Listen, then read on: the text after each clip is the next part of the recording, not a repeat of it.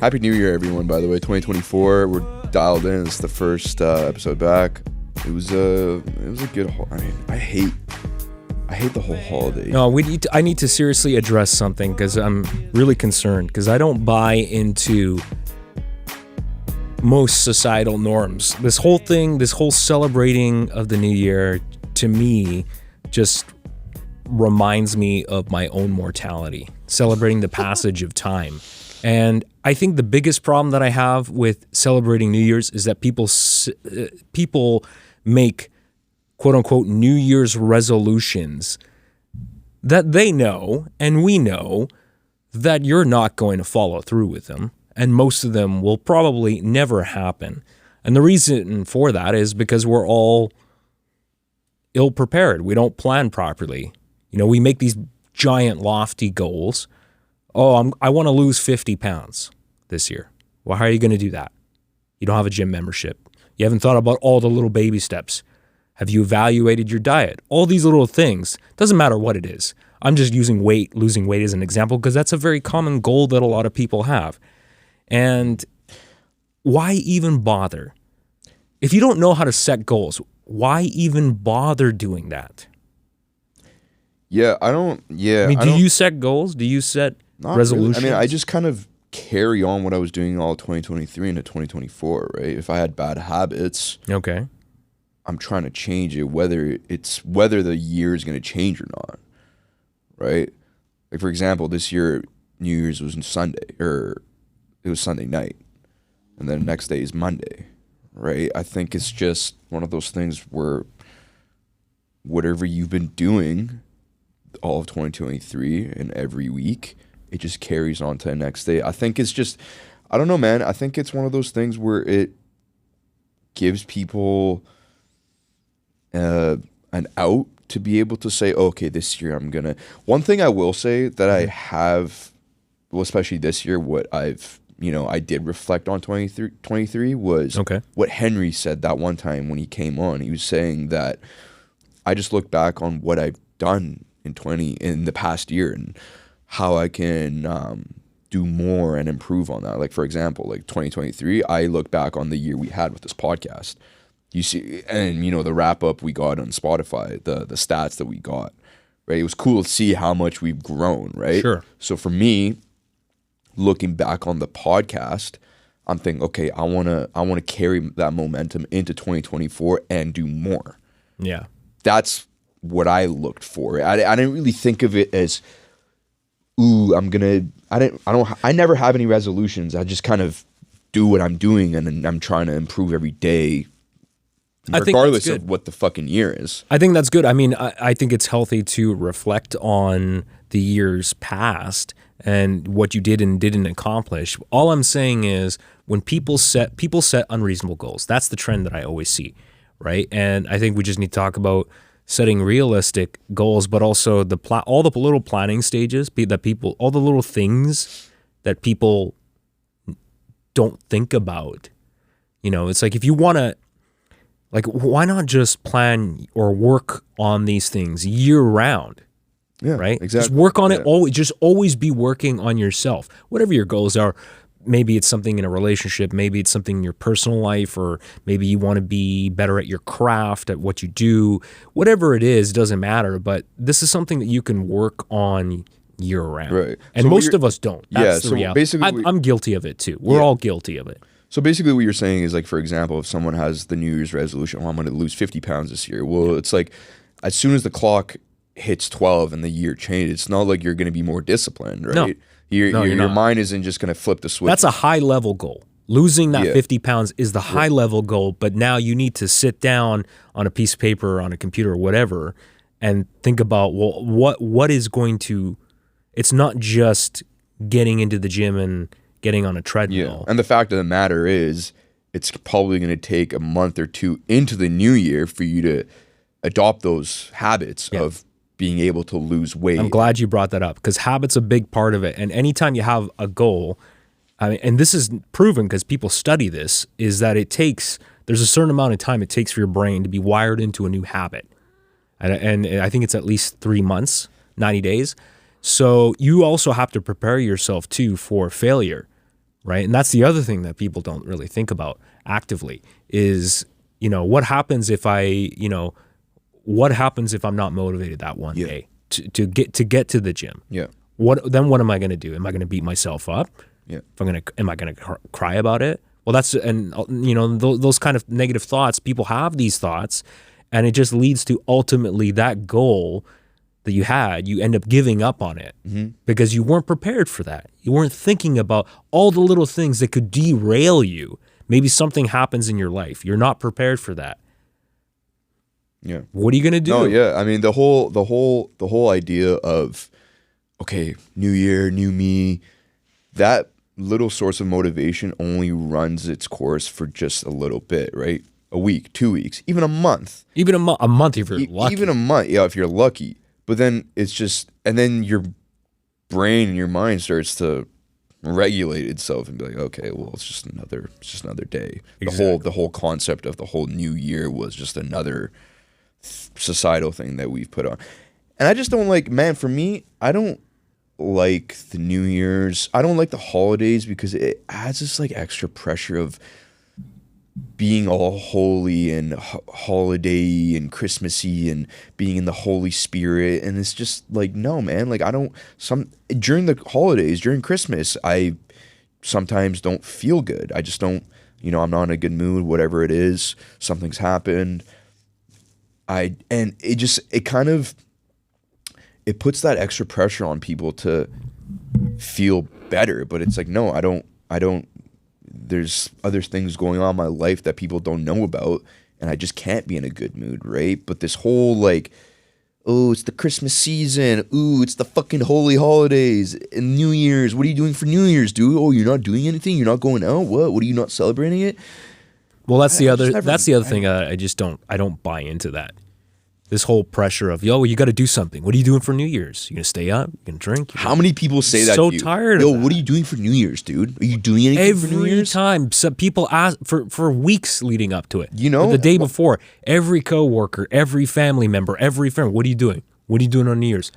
I don't care. Like it doesn't matter. And you sound crazy if you say something, and then you feel bad, right? Yeah. What if you say, "Well, I'm not doing anything"? I'm just staying home. You're worried about what they're gonna say.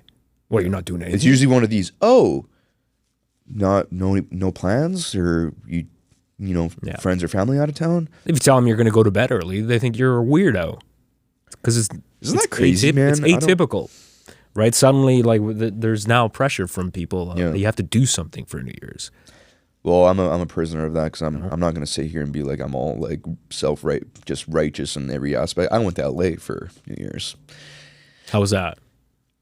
Man, LA is, completely honest, it's a shithole. It's a dump. Straight up dump. From what I remember, because I've been to LA years ago, around 10 years ago, I don't remember it being that dirty and just that gross. I think it's just a name that holds weight to what LA. I mean, LA is just not. Well, there are aspects of LA that I'm not. It's hard to find a place that's. I enjoy being. Put it this way, I enjoy being there, but I don't think I would live there. No, I mean it's a fine city, I suppose, in many ways. But yeah, in comparison, if you were just going to compare Vancouver and LA, I mean Vancouver's a much cleaner city for sure. Way cleaner, dude. Less pollution, less garbage on the street. It's just dirty, run down, old, no maintenance, no sort of like investment into any of that. Here's the thing, like me and my buddy, we stayed near Hollywood, like West LA. Sure. And I would say, well, people were like, oh, why did you go there then, man? Like if it was dirty. I'm like, dude, 25 minutes in every direction, it's a shithole. That's what I mean. Like LA is pretty big, right? Sure, it's a big city. Big city. So you got to know where to go. You got to be careful too. That's what, dude, we stayed in a crack house. Our Airbnb was in the fucking, like, in the sketch areas, man. I'm telling you. Did you know what you were getting into? I had no idea. In the fucking photos, my buddy booked the Airbnb. In the photos, it looked like a freaking penthouse. Yeah, and it wasn't anything. Oh God, no. Really, dude. In the balcony, well, don't you look at the reviews though? See what Well, people are apparently, saying. I don't know. Because they have a rate. Airbnb, they have a rating. Yeah, I know. Right? It tells you how successful that person is too as a renter. And I think it was the guy got good reviews. Fucking Really? Jamie, man, dude, it was sketchy to say the least. And You didn't feel safe in that area? no, and dude, for some reason, as soon as you walked into our room, smelled like weed, straight up weed. It was dank as hell, as if someone had a fucking stash of weed right there, and me and my buddy don't smoke. So yeah, we just stayed there. I would have found another place immediately. Well, that's tough to do. Yeah, I know it's tough. It's So, easier said than right outside of our door, like when we leave the building, there's a pile of shit. Like the first day we got there, there's a pile of shit right there, right? Like I don't know if it was human shit, dog shit, whatever the fuck. It was a lot of shit, right? Jeez. And throughout the whole course of staying there, the shit was just there the whole time. I mean, that's what I mean. There's just no maintenance. There's no cleanup. There's like people just kind of like shrug it off and, you know, bat That's a side weird. eye to it and just go on with their day. It's such a weird mindset, Yeah. right? And you see that in a lot. I've been to quite a few U.S. cities and also certain cities, the way they handle sanitation. Like when I went to New York, and I love New York. I love that city, but they just leave the trash out. It's very common to leave the trash out on the street, and just there's this smell of, and everywhere you go, there's this smell of sewage.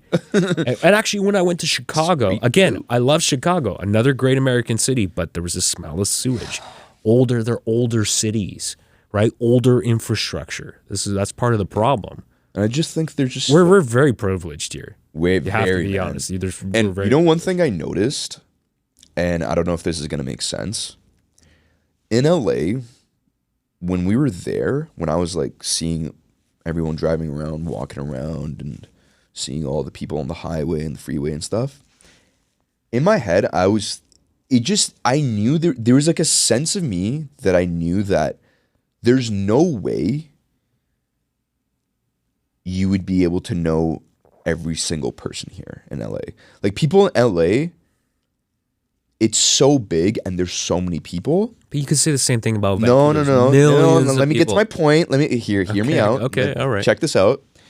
In Vancouver, I do have this sense that when I do drive around enough and I look at someone on the street, walking on the street, there is a percentage of me thinking I might know this person. This person might look familiar or recognizable in some sort of way. But in LA, there's no chance for that. Because there's so many people, I was just thinking that to myself as we were driving. I'm like, dude, there's no way anyone here That's fair. would...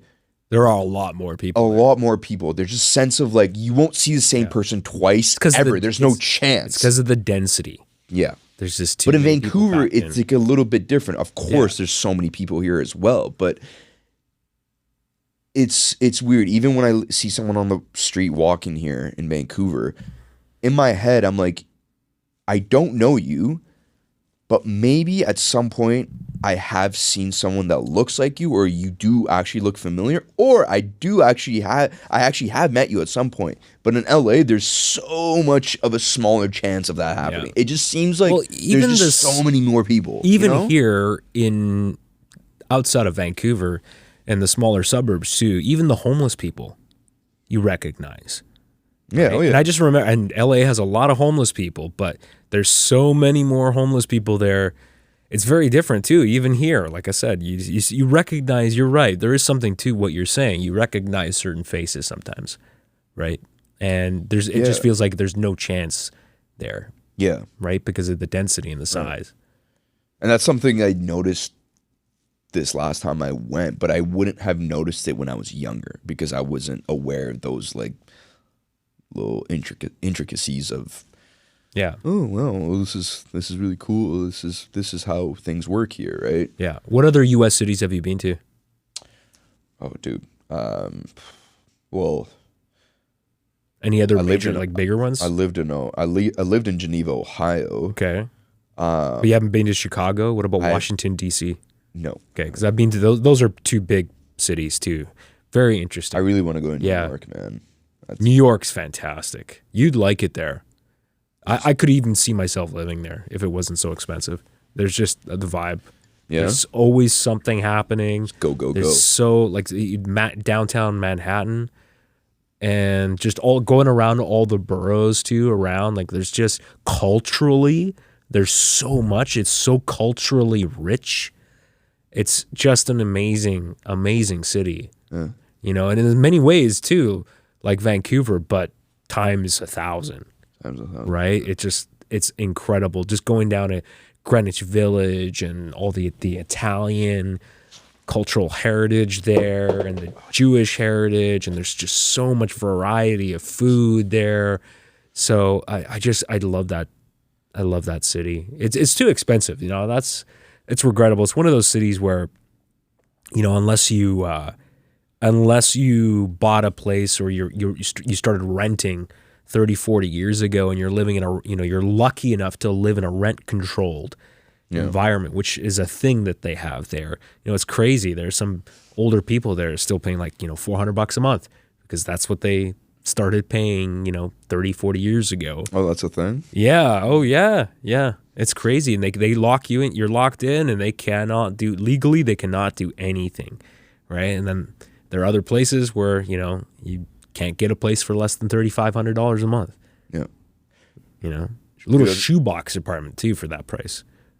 Yeah, you told me about that before. It's nuts. Dude, I want to ask you something. I thought about this. It's a very interesting question. Okay, let's say you're on your deathbed, okay, and someone says you have there's three things. Okay, how do I ask this? There's three different types of things that you can know. Okay, how the fuck do I ask this? Okay, so before you die, you have the opportunity to know how many times you've done something throughout your life, or something has happened to you, or something like some sort of stat. You want to know a stat of how many times this thing has happened to you. I'll give you an example. The one thing, if someone was like, okay, what's one thing you want to know how many times you've done in your life? For me, is jerk off. I want to know before I die how many times total I've jerked off in my life, okay? The second thing,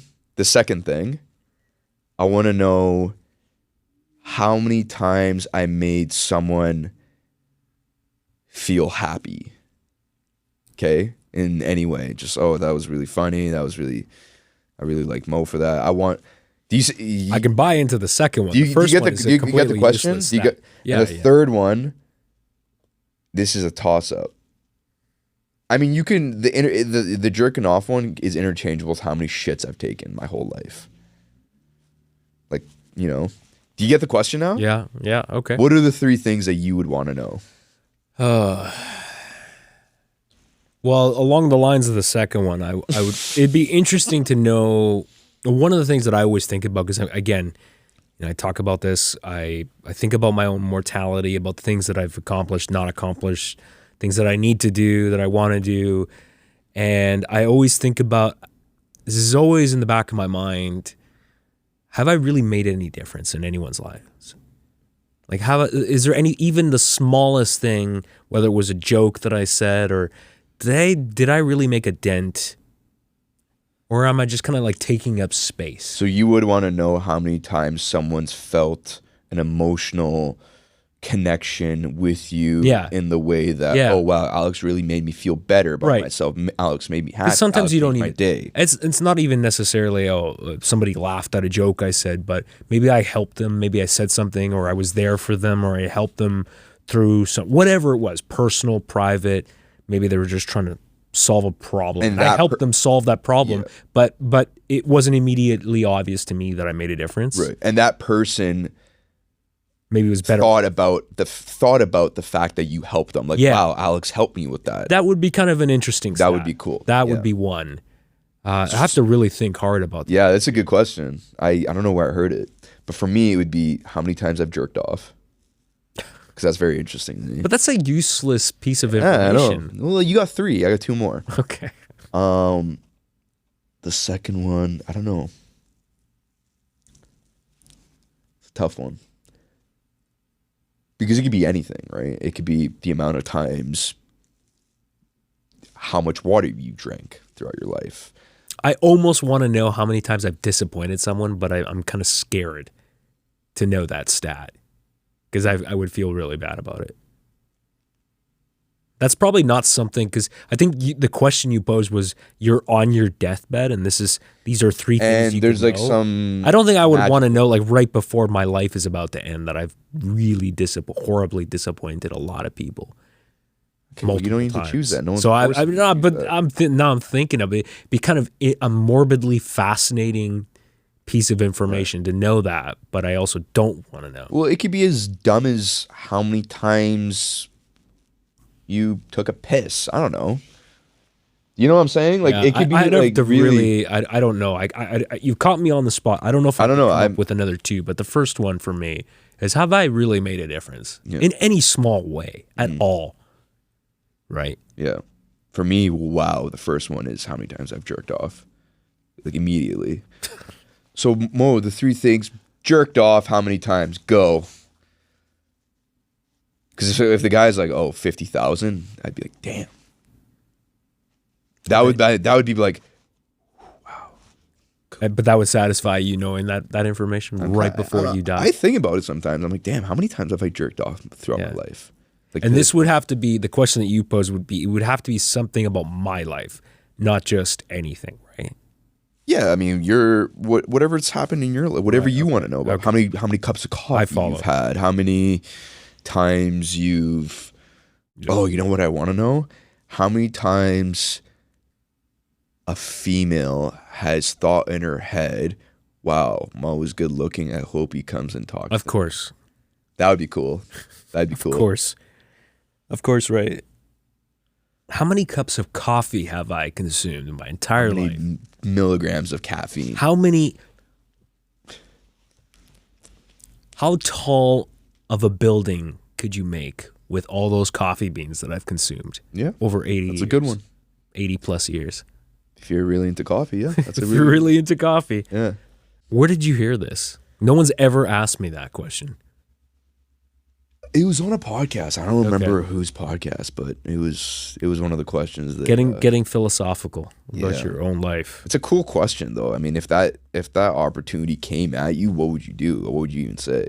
For me, it'd be right off the bat. Okay, ejaculation, go. I need to know.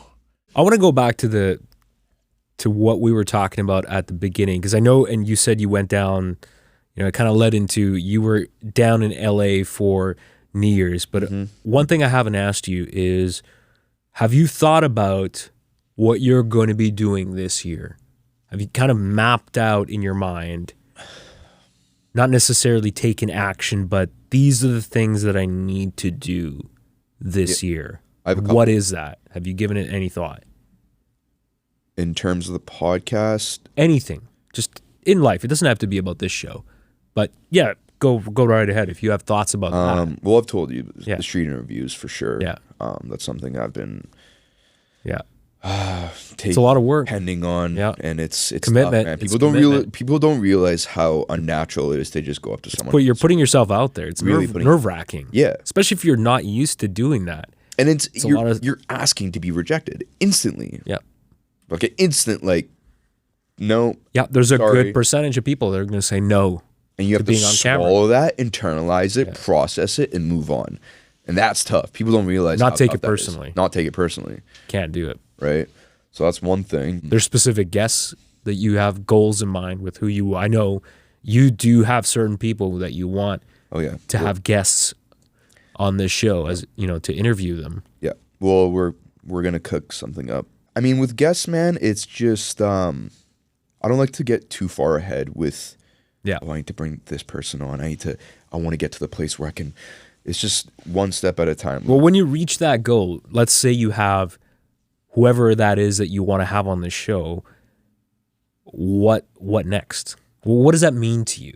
That's another milestone. But is it Right. just because you wanted to have that person, because you admire them? Like, what does that really mean for you to have them on? Well, for example, the guy that I really want to bring on and that we're going to talk about, Yeah. I just really admire him as a person and how funny he is and how much joy he brings to my life through his own podcast and his own stand-up. And we're going to go to a stand-up show. And I think, he's someone that I admire, I respect, I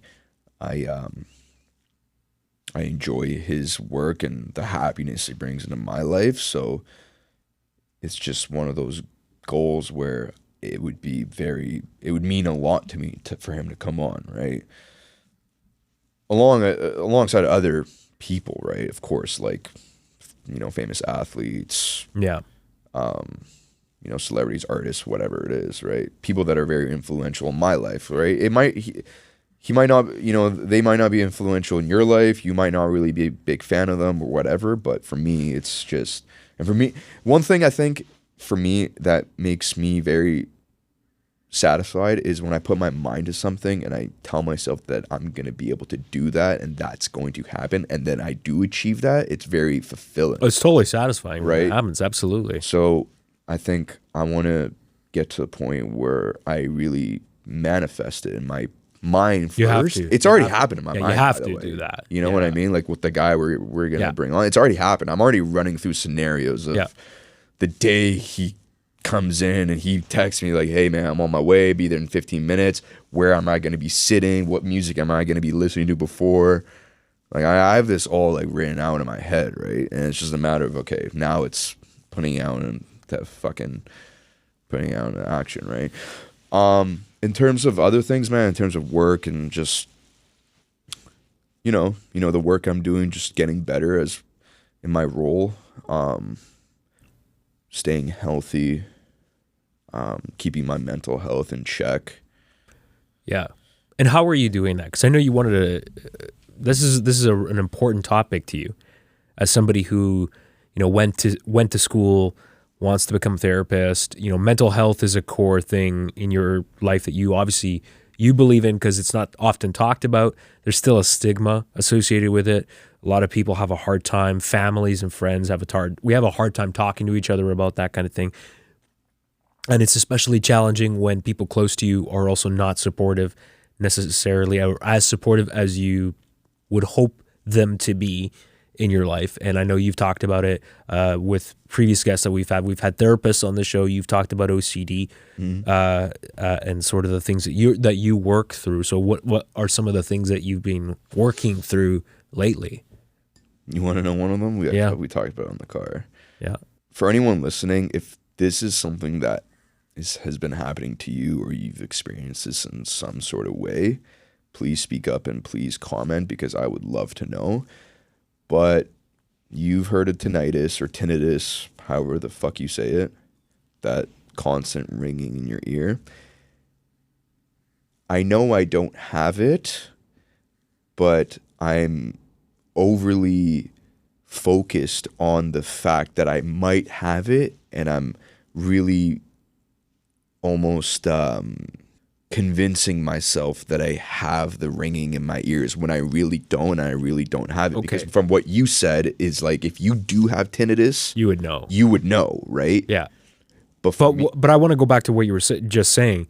How do you know you don't have it? Have you actually been checked out by an ENT or not? so I did go to a hearing clinic the other day, and apparently I have great hearing. Okay. The thing with tinnitus, And you don't actually hear ringing, like high no, pitched. I don't think I do. I mean, have you ever sat in a really quiet room and you over fixate on your own like bodily noises, Sure. and you start, Yeah. your mind actually starts making some sort of noise.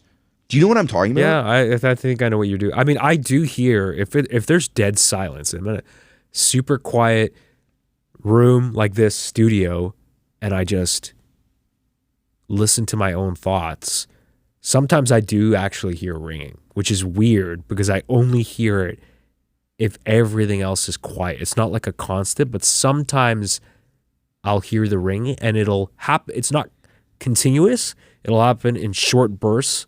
I'll hear that, and then it'll go away. So technically that is tinnitus, by the way. Maybe I've been to a lot of really loud concerts, and my left ear, I should actually go get my hearing checked, because I think the last time I had somebody look at that was like when I was a kid, but my left ear seems to be a little more sensitive to certain frequencies, and I can still hear a lot of high frequencies because I work with audio. I can still hear 15 kilohertz, 16, 17, 18, just barely, but I can still hear them.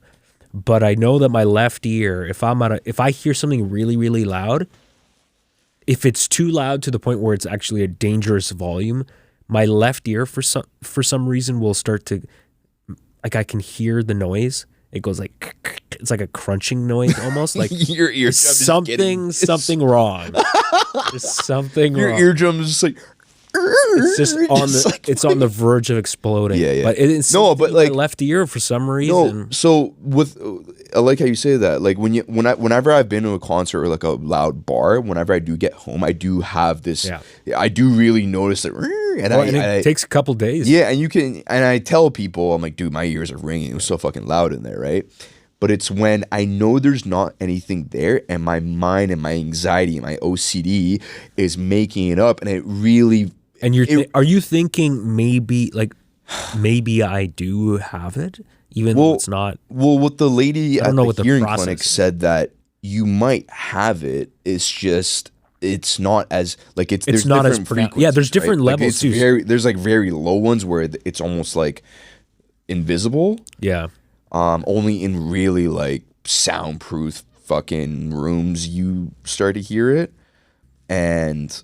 You know, there's levels, there's layers to it where me and you having a conversation, I wouldn't even be able to understand what you're saying because it's all muffled from the ringing. It's not there. It's not that, right? And I'm almost certain I don't have it, but my fucking my OCD makes it seem like I do. Like last night, I was lying down in bed and I started thinking about tinnitus. I started thinking about it. I'm like, oh, let's go this way. And start thinking about it. So then it was just like, oh, hey, Mo, there it is. There's the sound that my mind is making up. And maybe it is there. And I've always been able to not focus on it because I'm so distracted with other thoughts. But me being OCD and wanting to give myself more anxiety, I fixate on the thing that's bothering me. Therefore, it creates the illusion that there is a sound going on in my head. Yes, dude. Yeah, I definitely went to too many loud concerts. Like, do this. If you sit down, and you're like, and you think about your ears, like think about the sound, think about your mind and your sound making a noise. There is a noise. Like you can make yourself believe that there's a noise going on. I believe it. I believe what you're saying. Like, does anyone listening, please speak up on this? I really want to know. Go ahead. Sorry. I'm just saying I believe what you're saying. I guess the question is, have you talked to? I know you have a therapist. Have you talked to your? I haven't talked to my therapist about it yet, but okay, you should talk to somebody about that because I'm sure there are things you can do to. Yeah, dude, a professional. You need to talk to a professional, not me, because I don't know what to tell you. Okay, there's a ringing going on right now, right? Well, there's definitely an audible. It's not a ringing per se, but it's a constant. Yeah, it's a very, very high frequency that comes from those lights. Okay. Yes, I do hear it. Okay, so it's not. When we stop talking, we can hear it. It's very faint, but you can hear it. Yeah. So, back to your question. That is something I am going through. And it's just my OCD. Man. You got to work on that, I guess. Yeah. You need coping strategies. What about you, man? What's your goals for 2020? Not your goals. We don't like saying that around here. There's one that I'm focusing on right now that I'm working on. Tell me about it, I've cutie. been working on for a while, but I am working on making more money. That's my goal because I have a certain. Right now, I don't want to have to. I don't like feeling burnt out, but I'm starting to feel like I'm getting burnt out because I'm balancing a side hustle with a full-time job, and the full-time job isn't pulling enough money. And if I stop taking side projects, then I'm going to be homeless because the job is not pulling enough money. So I need to do something this year, definitely in the next 12 months. It's either my employer gives me the money that I need in my next performance review, which is coming up in March, and we need to have a discussion about how are we going to make that happen? Because at the level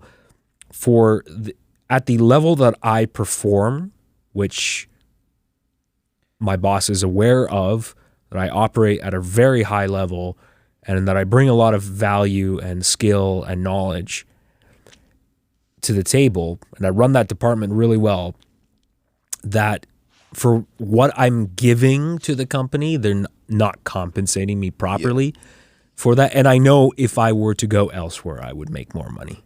Now, the thing is I like the job, I like the people I work with, and I like the company overall. And it's just that I don't want to have to go elsewhere, but I'm going to have to go elsewhere if I don't get what I need. Yeah. I have to, at some point, I have to realize I have to take care of myself. And it's something I've been thinking about and talking with a few friends that used to work at the company that I work for, that you have to stop. I have this thing where I feel guilty, where I feel like I have an intense loyalty to a company if I like the company and if I know I'm good at the job and I have a good rapport with my boss. I feel an intense loyalty, and I have this sense of guilt that if I leave, they're going to be screwed. Right. Because it's really hard to find people that have though. my skill set. Yeah, you can't think like that.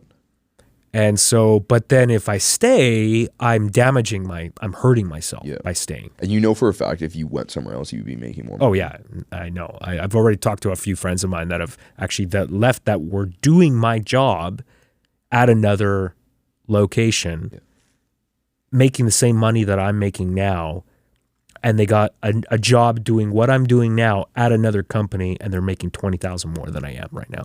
Yeah, I would say time to revamp the resume, right? Giddy up. Right? Time to revamp the resume. And he said, you know what? I know a lot. He's actually connected with a lot of people in town. He said $20K more? $20K more. Oh my God, dude. So yeah, what the freak? No, actually, I'm sorry, not $20K, $30,000 more. Yeah, that much more. So I'm severely underpaid. And he said, you know what? I know a lot of the people in town. He's like, start handing in resumes because I'll introduce you to some people. Yeah, and that's on the point of you being burnt out. That's one fear I have and worry I have with you is I am dreading the day you're going to message me. I can handle it from what I'm doing right now. I would let you know, but I can handle it because I've always been a hard worker. I'm not the kind of person that when I find something that I'm good at, there's a lot of things I'm not good at, but when I find something that I'm good at, that I'm passionate about, to the point of I just laser focus on that. Yeah. Sometimes to my detriment, where I'm not getting, like, I don't sleep a whole lot, and a lot of times I'm getting up, I get up every day, the same time, every day, 7 days a week. I'm up somewhere between 4:30 and 5 o'clock in the morning. And a lot of times if I'm not jumping on someone else's YouTube live stream, there's another show that I'm on as a panel member. But, a lot of times I'm editing stuff for this podcast or doing stuff early in the morning before I go to my day job. Yeah. And I'm doing that 7 days a week, right? So, and I can handle it and I enjoy it because I'm getting better at my craft. The more that I put into it, I'm getting better at it. I'm always looking for ways to be better. Yeah. But I also need to take care of myself too. Right. And that's a serious concern I have, not from this show, what I work on here, but again, going back to my full-time job, it's becoming a real problem right now. It's becoming a real problem. And I know I can do better. But it's that guilt. And I know I'm not the only one. But it's like I know I shouldn't feel guilty, but I feel bad if I leave, that they're going to have a hard time finding somebody. They'll figure it out. I mean, the company will go on. You just of course. Have an honest talk. I'm with overthinking your boss it and say, hey man, this is the situation. Either get to my level or I can't do this. Yeah. It's not. And I don't want it not to come feasible. across. I'm working through kind of a speech in my mind because I don't want it to come across as threatening, that I'm threatening to leave. I'm just gonna, but also that I want to be realistic. Say, look, straight up, I want to tell my boss when I walk in that room, I can't work here. 12 months from now, I can't. I've gotten to the financial point where I cannot continue working here. So I'm letting you know, and because we talked about it last year, the last major performance review. I told him, I gave him a number. I said, this is the number I need to get to. I don't know how I'm going to do that, but this is the number I need to figure out a way to get here. And I did warn him about that last year. So I bring it up again. It is what it is, man. And then that's it. You're setting that boundary and you just got to do it. What else can I say? You know, I've told people this. Hey, they know. You got to know your worth, man. So, you know, if they're a good enough company, if they're a smart enough company, they're going to do what they can to try to. And he's done, to his credit, he's given me a bigger salary increase every year for the last 2-3 years than anybody else has gotten in that story. He straight up told me, he's like, nobody else has gotten these raises. Last year, I got a 7% raise. Most people got 3.5. Yeah, but that's also just a manipulation tactic to make it seem like they've, catered to you more. It's like, great. That's great, but that's not. And I'm willing to negotiate too. And even if it's not, and I understand this is the problem they always seem to have, is giving me a lot of money up front. They're not the kind of company to do that. But I'd be flexible to say, because normally we have the yearly review and then we have the 6-month review, which is pretty common in a lot of companies and a lot of organizations. And I'd be willing to say, look, somehow that number that I need, and I think, and he knows that's a fair number. I'm not asking for some insane salary increase. I'm asking to the minimum so I can really pay my bills without having to work and kill myself 7 days a week, going to all these other job sites, doing all these other things. That's all I'm asking for, and it's not unreasonable. But I'd be willing to say, if it's an extra $10,000 that I need, $5 now, and that the 6-month review, maybe another $5 then. I'm not asking, you don't have to give it to me all at once, but I need to know, I'm mapping my year out. Yeah, that I'm going to be taken care of. Because I need to know, because I'm on the street. I'm not going to use these exact words, but I mean, a year from now, I'm not going to be there because I can't afford to be. Yeah. I don't want to be stuck in that job, working there for years, making that money. Yeah, I don't see why you would feel guilty at all, man. So I get the whole look. Why is it though? I guess that's another question that I have. Why is it that many of us, when we have a sense of loyalty to our employer, that we feel guilty about leaving? Because the thing is, I run that department. I know everybody comes to me for solving technical problems. I have so many referrals, customers coming to me like, so-and-so gave me your name, and everybody comes to me to solve problems. There's nobody else in my location that has the kind of technical background that I have. Trust me, I know. They need me. Yeah. Dude, I praise you with everyone that asks me, oh, who's your producer? He's great. The production's amazing. You have the best production in the whole city for a podcast. I'm like, yeah, man. Thank you. You're a huge asset. I don't think you're selling yourself a little too short. You gotta know your worth, man. And I'm not to be combative with your department and your boss, but you have leverage in this whole situation. They gotta know your worth. I mean, they're not gonna find anyone like you for the next 6 that's the months thing, is to a that year. So you have whole leverage. There's a tiny percentage of people that have the kind of technical knowledge and background that I have. But here's the thing: even if somebody else was available, they're not going to do that job for the small amount of money that they're asking, because it's not reasonable. You can't live in this city with that salary that they're, the salary that they would typically offer, right? So you're right. You do have to know what you're worth, and I think I know what I'm worth. I just have to figure out a way how to get it. And if it's not from them, it's going to be from somebody else. It's just the little things that people like. But it bugs me too, right? It's that aspect. It's like, you know what I'm worth. You're milking it. That's not fair either. It's got to vocalize it, and if they don't match it, then see ya. Yeah. See you later. I mean, dude, right? Yeah.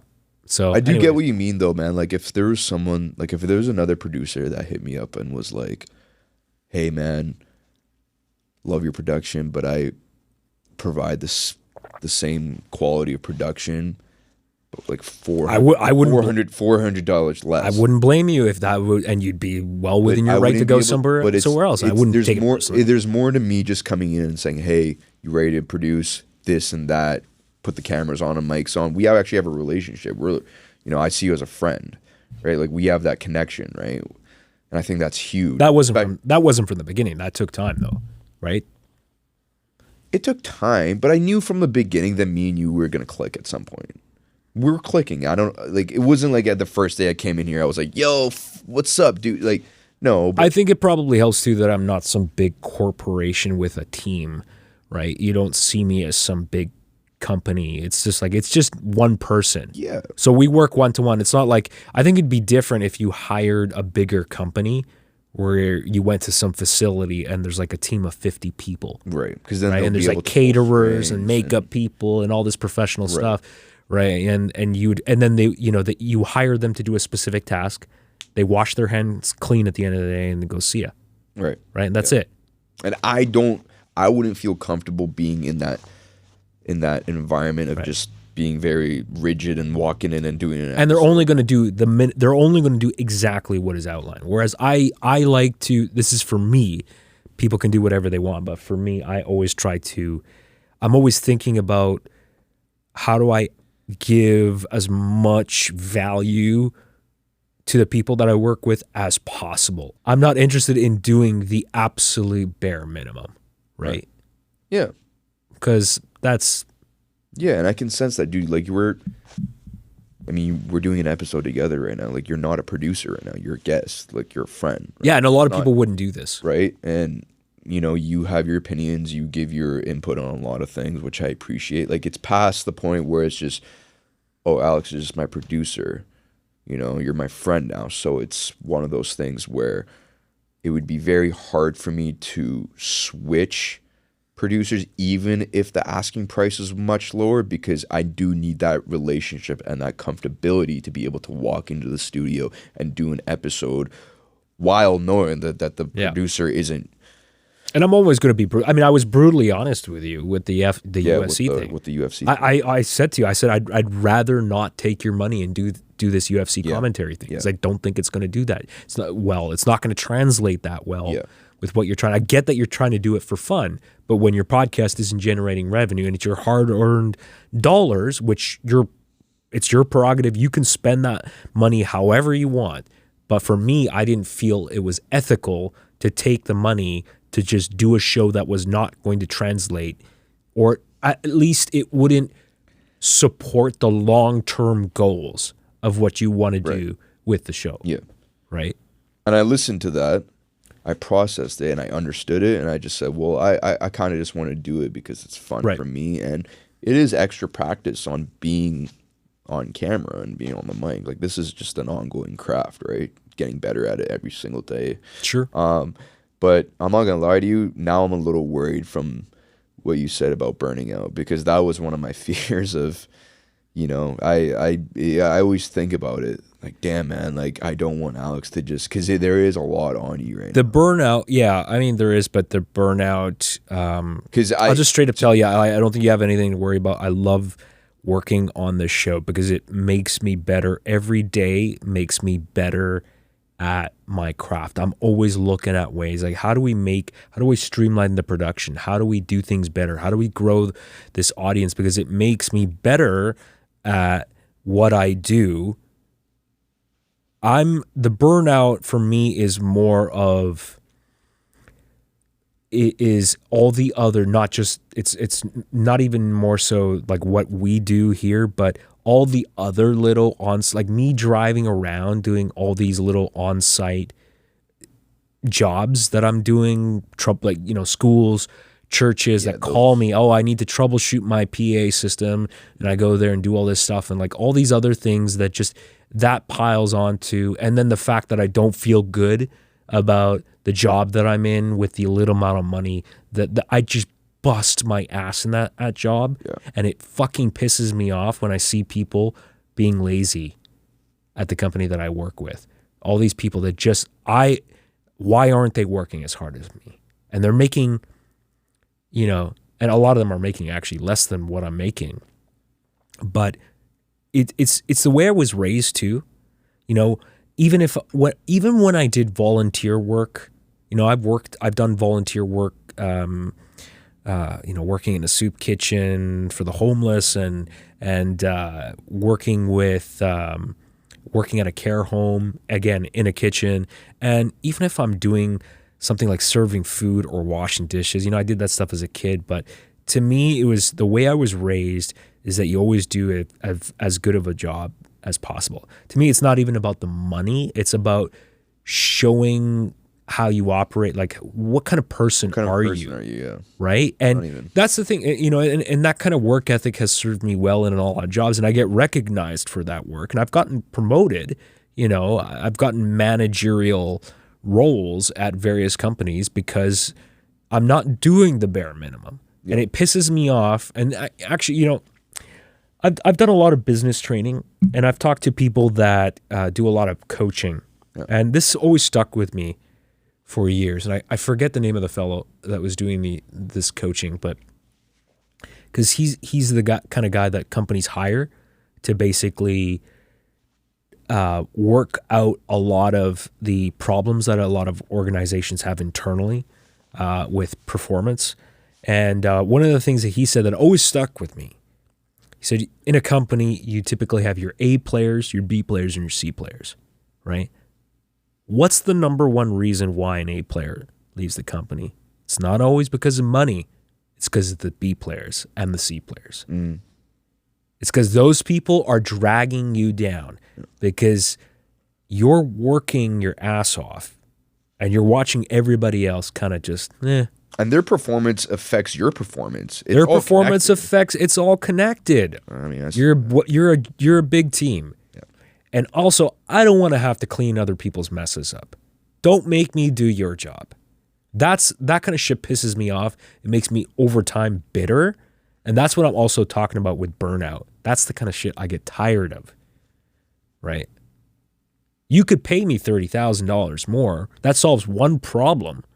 That doesn't solve the other cultural problem. Why isn't everyone operating at my level? Right. And I realize that, you know what, every company is going to have. You're going to have the B players that kind of just, people that are just coasting, people doing their job, like pretty good job. Yeah. But not, and that's fine. But it's the other people, like the C players, who really just drag things down and make it bad for everybody. Yeah. And it becomes more frustrating when you see management not do anything about it. Like, hey, man, get him out of here. Yeah. Right? I mean, what are you doing? Yeah. I don't know if it's like I don't know with your... It's tough. I mean, hiring is... Can they afford to hiring is very right tough. Now? That's part of it too. It's complicated. Right. It's hard when you need people and to find people to do certain jobs. So your advice is good. You got to take care of yourself. Yeah, I mean, I know it's easier said than done. It's easier said I got to than do done. it. I got to do it. Because,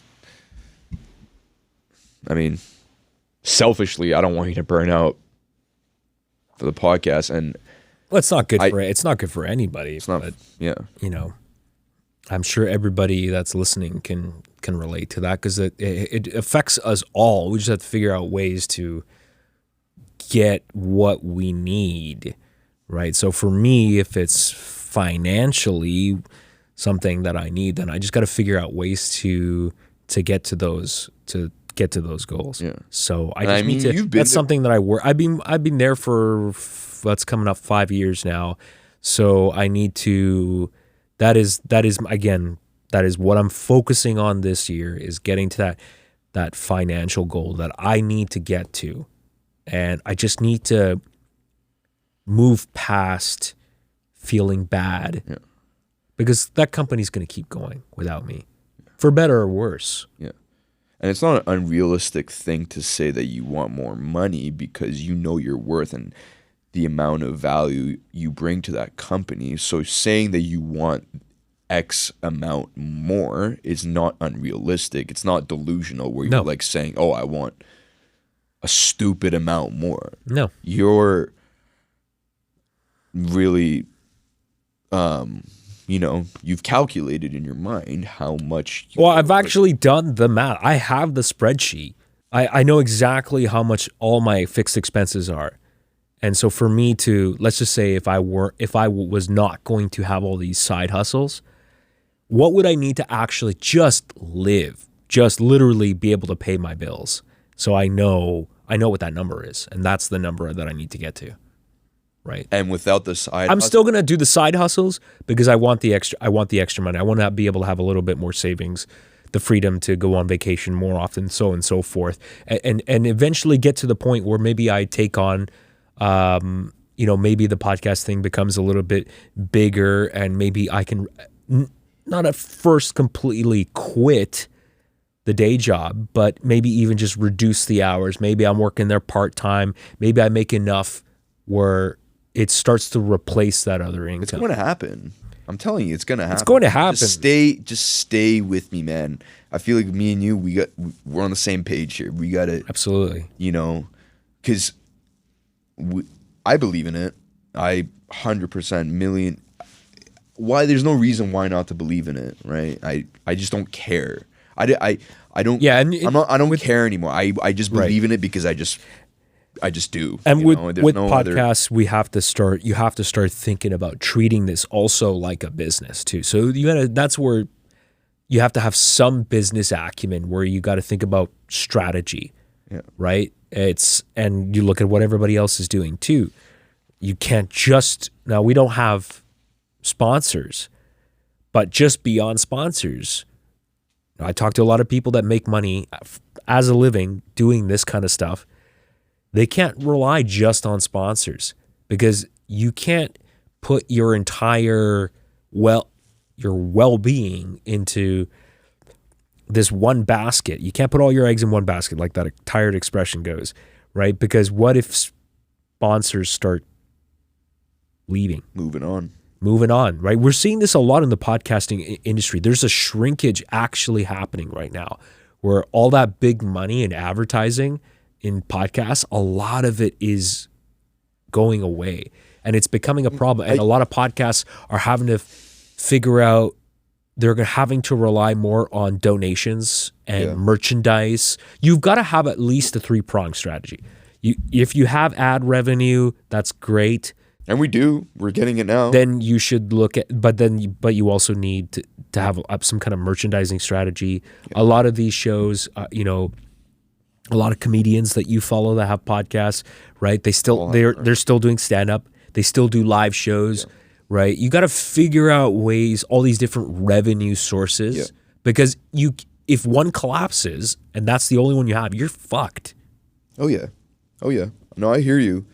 And I hear you on the idea that I got to start thinking of this in a business way, and I do. But for me, I just think that the work itself is gonna pay off in the end, right? And the work being me coming here every week, finding a guest, or if we don't have guests, consistently putting out episodes, content, engaging on social media, DMing people, moving this forward. Yeah, you have to, right? And for me, I just think it's that putting in that work and having that discipline of being consistent every week, it's going to pay off, whether I like it or not. I'm making my own luck. A lot of people do get lucky after the first 5 episodes and they bring on a big time guest. They're lucky, right? Yeah, there's some luck But involved. I don't believe in Yeah. I don't believe in he's a one hit thing. Oh, he lucked out. No, I some people do, but Sure. I make my own luck. I don't give a shit. I don't give a shit, man. We're going for it. This is gonna happen, and it's gonna be a big source of our revenue. I know it's gonna be. People, and I don't care if people think that's insane or I'm just way over my head, but I don't care. I mean, I've been through enough shit in my life to not give a fuck about that. And You can't listen. You can't listen Right. to everybody. So, and I want you to know that it's happening, right? Because, and I know you do. I know you believe in it. I know you I do. right? Can I talk about something actually? Yeah. You know that text you sent me last night about, don't buy it. Oh yeah, Okay, you want me to? Because I express myself in like body language sometimes, and like I'm very Yeah. expressive with my body. This is what I felt when you sent me that. Okay, I'm gonna be honest Okay. with you. Okay. And then I replied to you because I was like, "Damn, man, I hear you." But I don't know. I don't know why I felt that way. That was my emotion through a bodily movement standpoint. What did you feel? Awkward or weird or hurt or what? I felt like you were a little pissed. I was a little annoyed. for Were sure. you? Totally was. Is it based on the things that you just told me? Oh, it's exactly what I said. Well, I was pretty. I told you exactly. Well, it doesn't matter. I mean, I'll pay you the regular amount. No, it's just that. Anyways, You came, so it's weird because no one listening is going to care or know about this because I know. But I wanted to bring it up with you on the Yeah. podcast. I was Yeah. thinking about it. I had it in the Okay. vault, just pew pew pew pew pew Yeah. pew, bang bang. Okay, we're gonna have to cut all this out because it's not. No, it it's is. not going to make sense to anybody. but yeah, I get it though. Here's the thing. It's just, and I'll make this broad and generic. If I'm going to, if I tell someone, like if I invite someone out to dinner, or if I say, even if it's a concert, let's say, for example, like if I say, I got you tickets to Drake, right? I'm not gonna I'm not going to just expect that you're gonna pay me for the ticket, right? Because I invite you. To me, that's an invitation. If I say I got you tickets to Drake, I'm not gonna send you a bill for the ticket, right?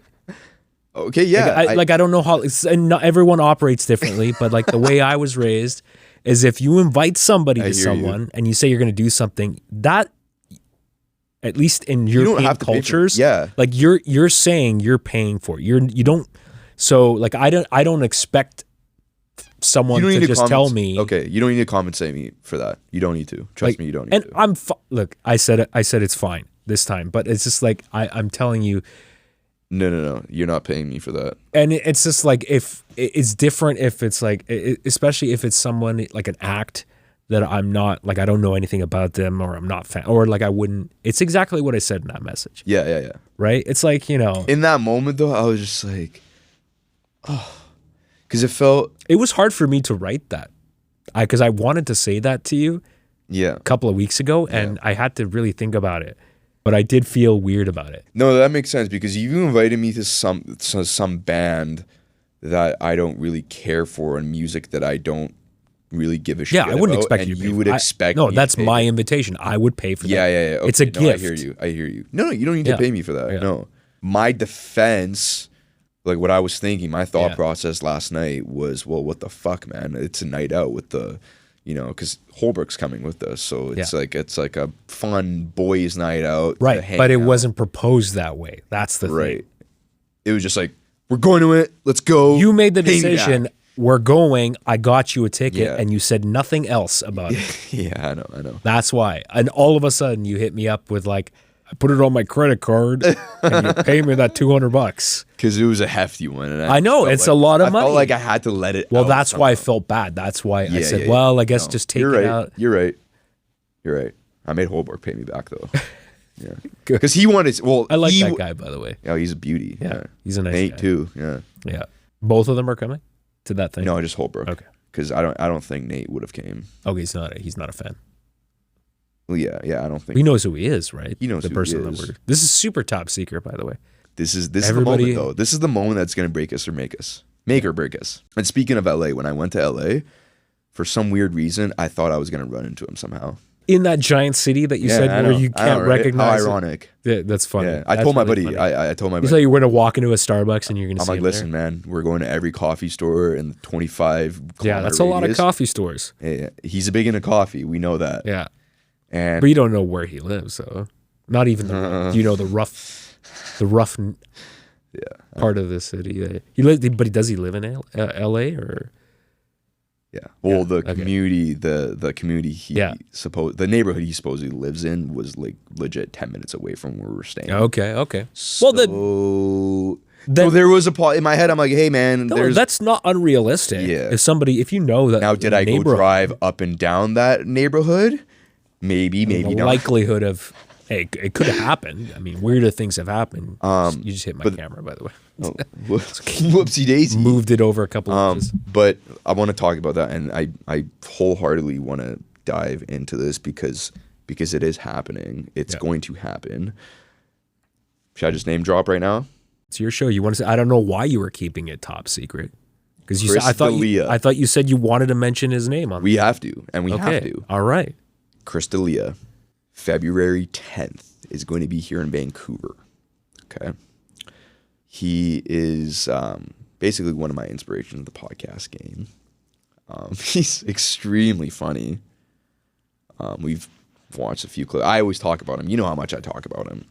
I want him. I really need him to come on the podcast when he's here. Chris, please, come on the podcast. Just come on. Well, And he is here's gonna the be- thing, he's though. going to be in town. Here's the thing. It's going to happen. I already know it. It's not even creeping in my brain. Like the moment a little bit of doubt creeps in, I just go, get out. That's what I do. And I'm very expressive in my bodily motions, like I said before, right? So ask me. I'm gonna first tell you in words how confident I am that he's gonna come on. Ask me, Mo, is Chris D'Elia coming on the podcast? Mo, is Chris D'Elia coming on the podcast? I'll be expecting him. Okay. Okay. Now, ask me again, but I'm going to show you how confident I am through my bodily expressions. Go ahead. All right. Mo, is Chris D'Elia coming on the podcast?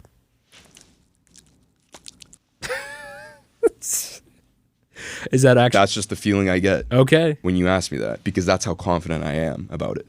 It's good to be confident. It's good to be confident. And like I said before earlier in this episode, I ran through scenarios of the day where I'm talking to him or his tour manager, whoever, and I'm texting him like, I'm meeting up with you, like, Alex, you ready? Hey, he said he's going to be here in 20 minutes. Are we all good? Right? Yeah. And I'm going to bring my videographer, Daniel, the one that we had for Nima. He's going to be shooting everything, the pre-game, the pre-setup and everything. I don't know where I'm going to be sitting. I might be pacing around because of how excited I am, or I'm going to be sitting down, zenning in and zoning in for the dial that we're about to have, or I'm going to be dialed in. Okay? And I know I'm going to be listening to Drake before he comes in.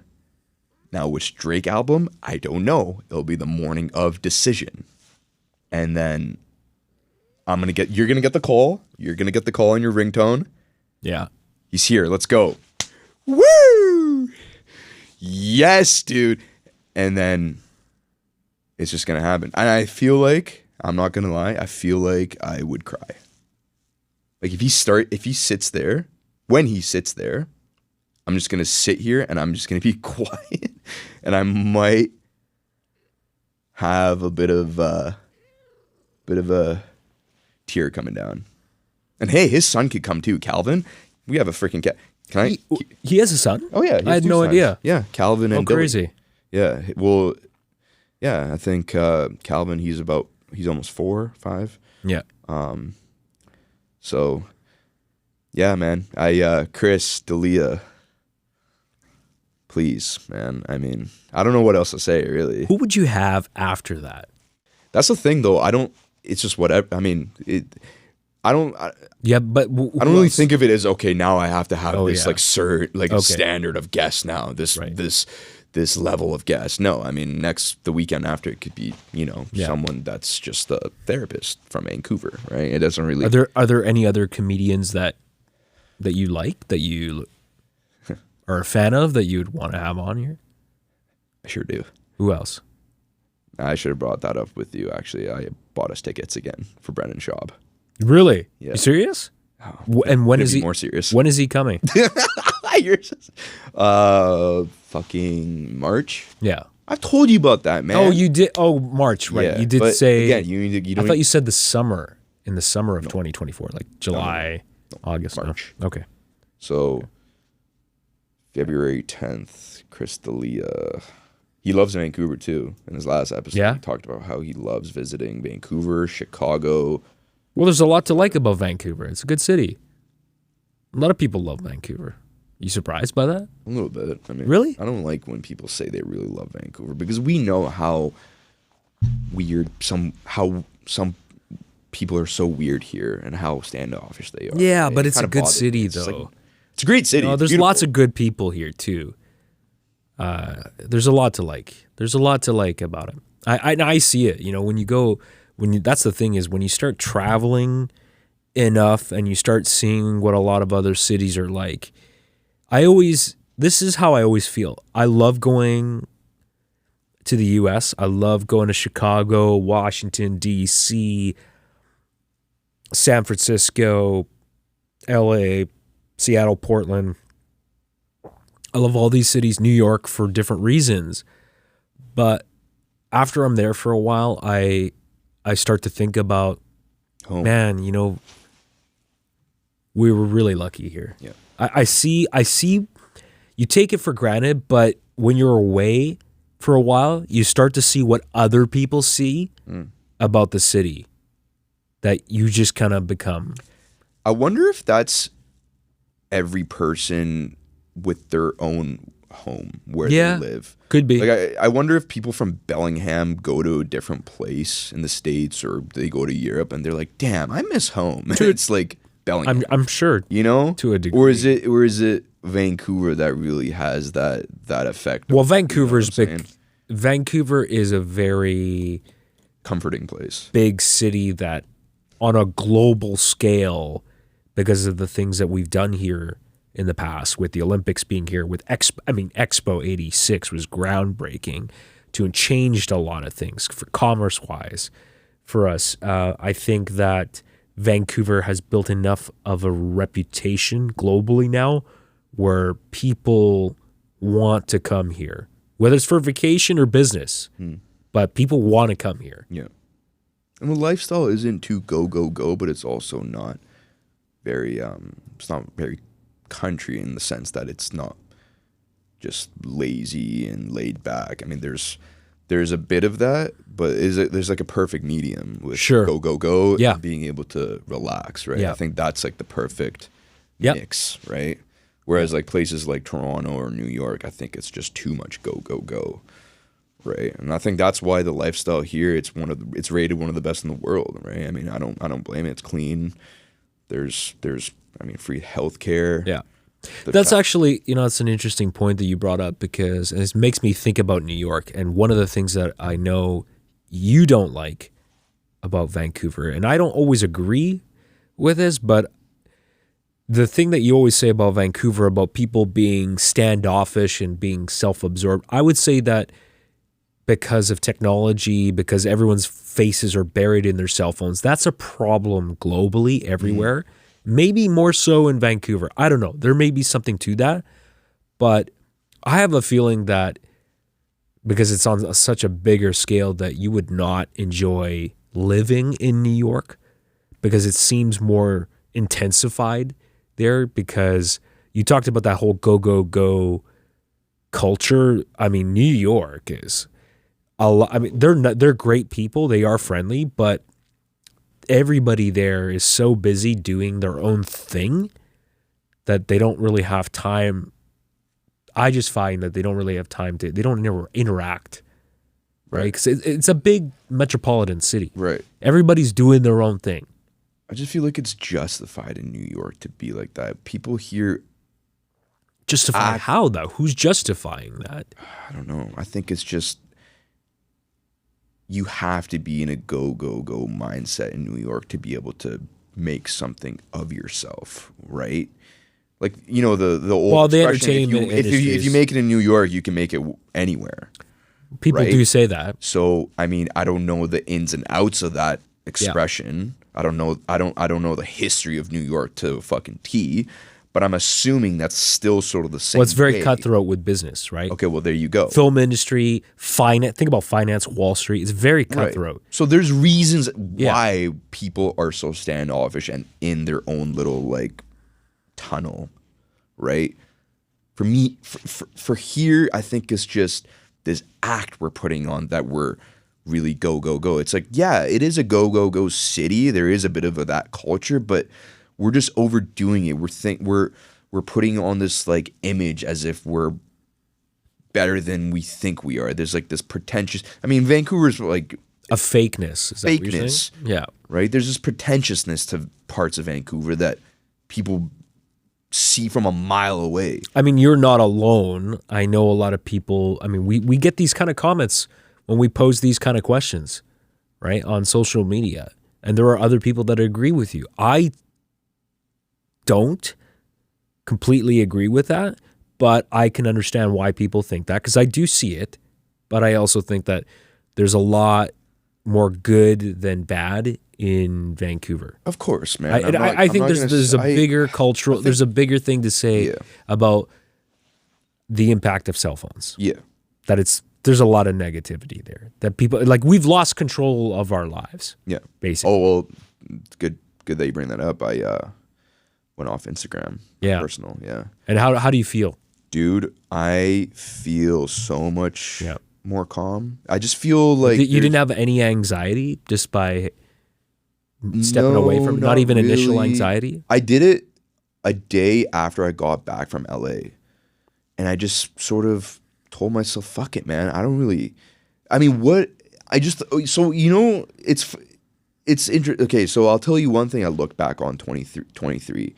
I look back on Instagram and my social media and I'm thinking, well, what did I get out of this past year being on my own Instagram for so long and just mindlessly. Yeah, what did Instagram do for me? Yeah, and I went off of it and I swear to you, dude, I haven't felt like I had the need to go back on it. I mean, what positive really comes out from that? Do you feel like a weight has been lifted? A little bit, like subconsciously. I feel like there's this like, there used to be this nagging thing where you're thinking about it. I'm thinking about it, right? Even when I'm not on Do you think that's the whole FOMO thing? Fear of missing out? What am I missing by not being? Yeah, a little bit. And that's gone away now. Yeah, like right now, if I was still on my social media, I know for a fact right after we stop recording, I would go on my phone and start scrolling.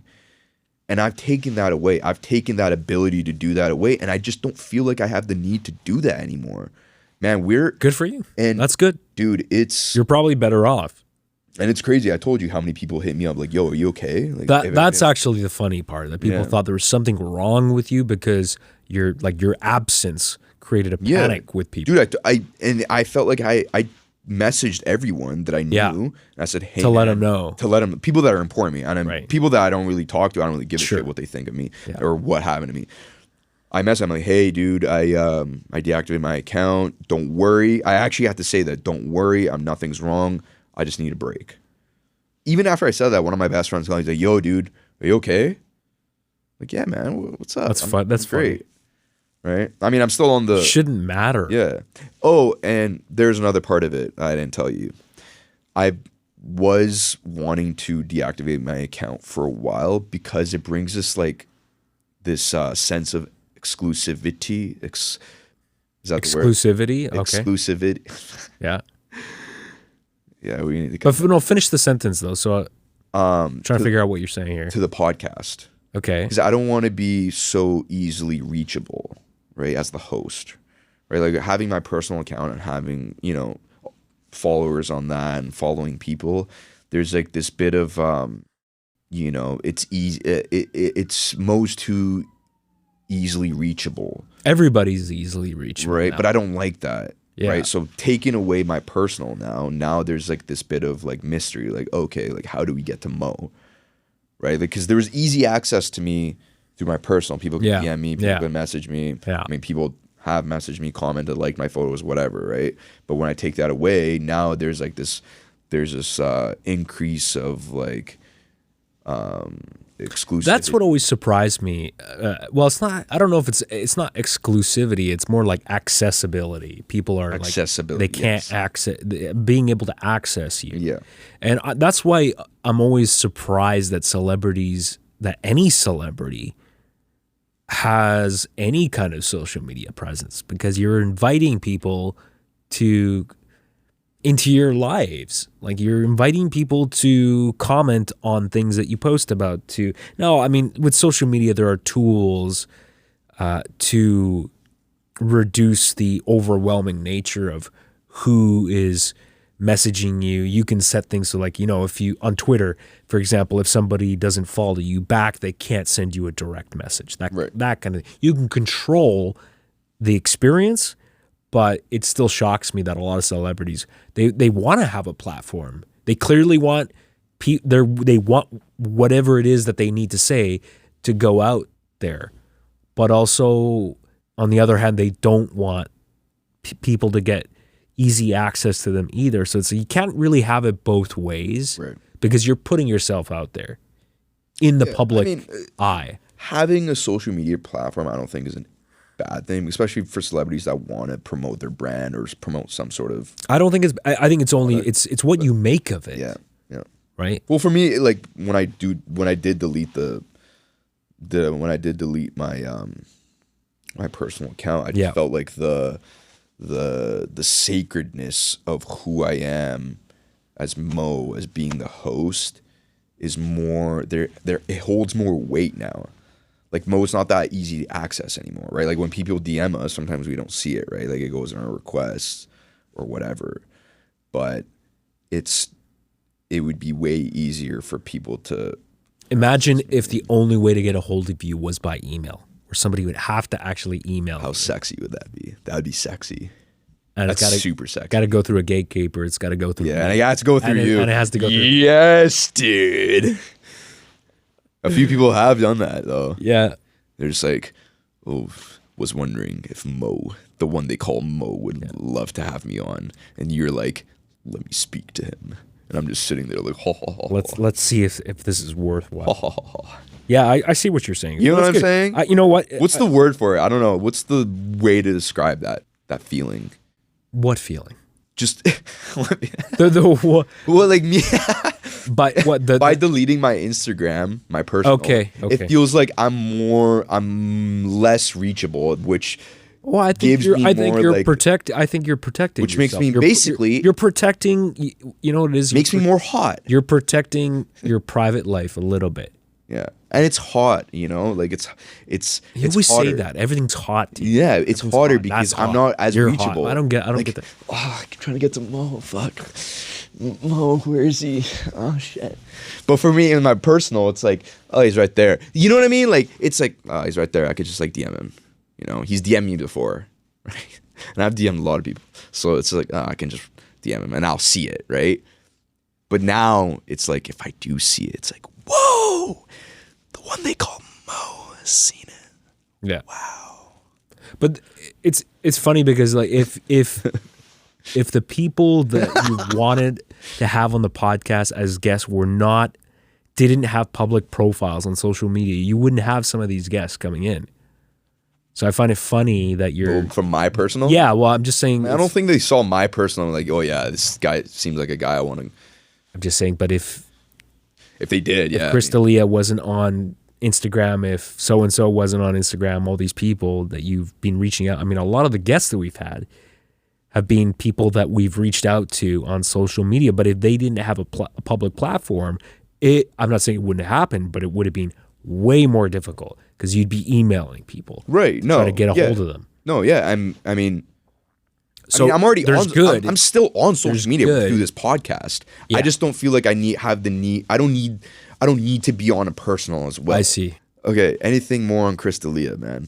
No, I think you'll be. I mean, if it happens. When it happens, stop saying if. I'll say when it happens. It'll be. Yeah, I'm excited. Listen, I'm excited. Chris, it's weird how much I've watched your stuff and have thought about things I want to say. I've taken notes literally every time I've seen congratulations episodes. I've taken down notes of what I want to talk about. So listen, man, when you do come on, and I really hope you do, we'll have copious amounts of iced Americanos from 5 or 6 different coffee places, because we got to make that happen. He loves his coffee, okay? And we have a cat here. If you want to bring Cal, can you show Rose real quick? Can you lift her up real quick? She's sleeping. Leave her alone. So we have a cat here. I don't know if you're a cat guy. I know you have a dog. So if Calvin wants to, pet a cat, but dude, it would be an honor for to have you on, man. And I really want to make that happen. So let's get to it. Come on. Cool. God, you're killing my ears today, dude. You're like blowing out the mic. See, this is why I need you to wear headphones to hear what's happening. Because tinnitus. It's not just the volume. You're distorting the mic when you scream into it. I feel alive, man. I don't know what it is. I just feel alive today.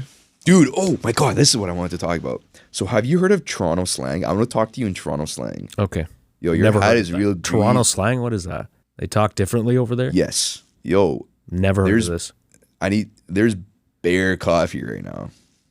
You know what that means? No. You know what bear means? A lot. Bayer? Bear. B-A-Y-E-R? B-A-R-E. Bear. Oh, bear. Bear. Bear coffee. Yeah. Like if you go to a club and there's a lot of women, you're like, yo, there's bear shorties here, yo. Someone made that up. But yo, I'm not gonna lie, I've never heard anybody your hat say is that. greasy right now. You're blessed right now, fam. Greasy means something impressive or attractive in a fashionable use. Okay. Who coined that? Who started that? So these are like Jamaican. That's not regular English. No, but it's slang. Toronto people Toronto people use it as slang. It's white people are saying this. No, it's more ethnic groups. Okay. Yo, man's moving different still, bro. That's not. You know how they say "still" at the end, which means true. That's weird. Yo, like I'm still. Here's another. Like I'm still good. Still, yo. That means truth. There's truth to it. And from now on, I want you to say "mandem."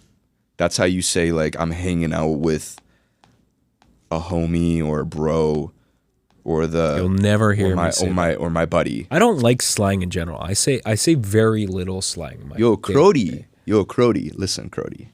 We're hanging out with the mandem.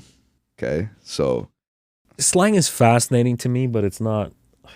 Yo, you bless? You'll never hear me talk like that. Or you know what they say for what's up? Wagwan. Where does that come from? Wagwan originates from Arabic. No, sorry. Wow, I'm off. Jamaican. Okay. Yo, man. But why would you talk? And they have that Why accent. would you talk like that if you don't? If you're not from Jamaica, why would you talk like that? Dude. Why would you I don't incorporate think that into your daily language? That's just how they talk in freaking. That's No, how Drake, no, they Drake kind of- don't. Because I've met people from Toronto. They don't talk like that. Yeah, not all of them, but Drake kind of pushed the needle with the whole thing. Okay, well, Yo, you're moving different, fam. You're moving different. that's another thing. Man's I is hear blessed I still. hear people say that all the time. Fam. Yeah, family. Yeah, I know what it means, but it doesn't make sense in everyday, day-to-day. Like, there are people that say that far too much, ending every sentence with fam. You're sweeter, man. You know what that means? You're a good-looking guy. I've heard enough. Sweeter thing, yo. This podcast is You're moving different, fam. We're blessed. Let's just say we're blessed still, 2024. Oh, man. We're doomed. Humanity's doomed. Chronum. Don't say that, Chronum. Chronum? Yeah, Crody. That means bro. Brody. Crody. Wow. Just go with it, man. You just blew my mind. So the next time someone asks you, hey, Alex, what are you doing 10 a.m. on a Sunday? Do you want to go for brunch? You got to say, nah, fam, I'm doing a podcast with the Mandem. That would never happen. Dude, can you honestly see me saying that? No, absolutely not. But I want you to say Mandem. No. Oh, I'm just hanging out with the Mandem. Hey, Mom, I'm just hanging out with the Mandem right now. Oh, God. Well, thanks for dropping by, everybody. Thanks, guys. 2024, first episode. That was fun, man. I like talking to you. Yeah. You're a good guy. And you too. And stick around for the next one. We've got a very interesting guest for next week. Yeah. She's coming in today in about an hour. And it is mental health related. Mental health related. And it will be much more sophisticated than this episode, I'll tell you that much. Yeah, we try to be sophisticated every once in a while. I try to, yeah. Yeah. But this is on a serious note, this is an important subject to you, I know, and it is an important subject to society because it's not something. There's a lot of stigma with mental health, and we need to have those conversations with smarter people. And I think that somewhat selfishly too, it helps. I don't know about you, but even just being a passive observer, I think it actually helps us. Like us on the, I think you. Oh, this is very therapeutic. I think it's very therapeutic. Yeah. Oh, yeah. For you to have those people on here, dude. I because feel like they change your thinking. Yeah. Or at least open you up to new possibilities. Every time we've had a mental health episode, I've felt more. You seem more comfortable grounded at the end. After. Yeah. Yeah. The final thing I want to say about mental health, man. Like you asked me what one of my goals is with. 2024 and just mental health in general. I think one of the things, man, with the career path that I am going on and a lot of the direction we've taken this podcast, I don't just want to make mental health okay to be talked about. I want it to be cool for people to talk about mental health. Like I think it's not enough to just make it okay to talk about it and destigmatize it. I want to make it cool. I want it to be like a medal of honor for men to be able to say that they have a therapist, and for it to be like, oh, cool, dude, who's your therapist, right? Like I think for kids too. For kids, because kids have a hard time talking about it. They're embarrassed by it. And there's no need. There's no need to be. And I think it's really awesome, and it's very endearing for someone to be aware of their mental health and put in the effort to go see someone. So yeah, one of my nephews I'm not going to get into it too much, but one of my nephews was diagnosed recently with ADHD, and he's on medication, and it is helping him stay focused, but he has a hard time talking about it, and he's only 9 years old, right? So, and he gets into his own head too a lot. He seems to think that people don't like him at school, even though he's very popular at school. Everyone's always excited to see him, but in his own mind, it's the opposite of what reality is. He's seeing something else. So it's crazy, right? 9-year-old kid can feel that way, right? So yeah, it's real, tough. man. It's real. tough. It's real. Yeah. All right, man. Okay. It's cool. That's it. Episode 72. Enjoy 24, first one in the new year. I hope everyone has a great year, man. Let's stay with the momentum. Keep it going. See ya. Peace.